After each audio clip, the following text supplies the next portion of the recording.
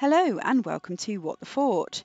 Today we're here at the Church of St Andrews in Feniton. Although the church itself is fascinating, we're actually here to see one of the most unusual tombs in Devon, which lies within the church. Feniton is a village in East Devon which lies around 4 miles west of Honiton. It is comprised of an old village which has Saxon origins and a new village 3/4 of a mile to the west that was built up around the railway station known as Sidmouth Junction.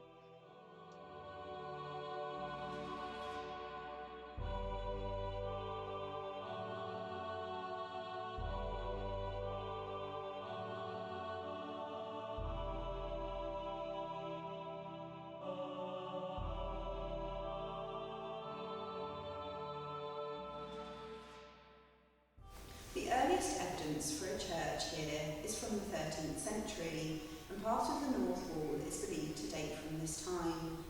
But most of the church that you can see here today dates from the 15th century. It was restored in 1836 and again in 1877, and there was also a large restoration project in 2010 after a major flood. Now let's head to the chancel and take a look at the tomb. This is a cadaver tomb and it dates to the late medieval period. As you can see, the figure is led on their back in a shroud or burial cloth which is tied above the head and below the feet. The figure is in a state of decay and the ribs, pelvis and long bones are protruding.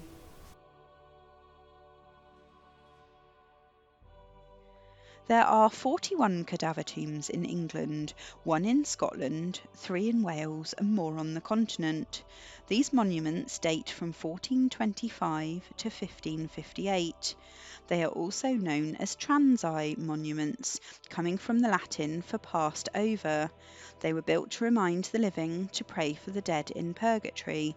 Purgatory is a Catholic belief that the soul goes through a number of years of cleansing after death and that the prayers of the living can help ease this. They also remind the living that everyone, despite their status, would go through this. There are cadaver tombs across the country, including in Exeter Cathedral, Canterbury Cathedral, Winchester Cathedral, and this ornate one in Wells Cathedral, which shows the living archbishop with the cadaver underneath.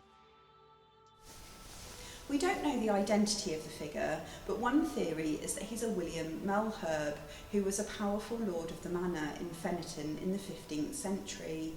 William Melherb's insignia was a stinging nettle, and there is actually a stone crest on a stinging nettle above the window where he now lies.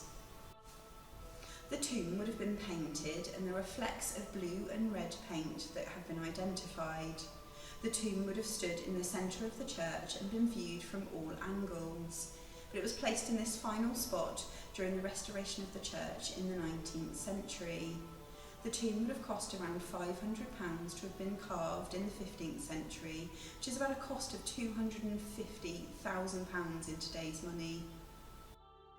There are a few mysteries with the tomb itself. The right hand has a niche under it and is possibly positioned as if it was holding something. We don't know what. Also, the legs are carved differently to each other.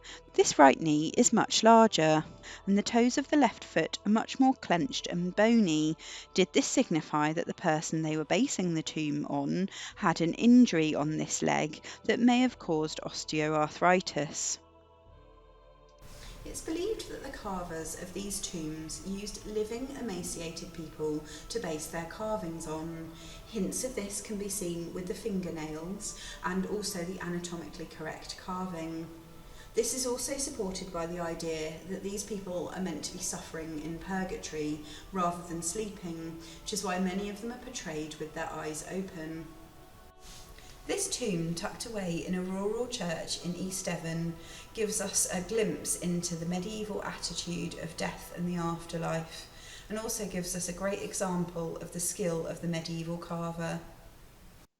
Many thanks to the Reverend David Carrington for allowing the filming, and to Church Warden David Lanning for his time and knowledge of the church.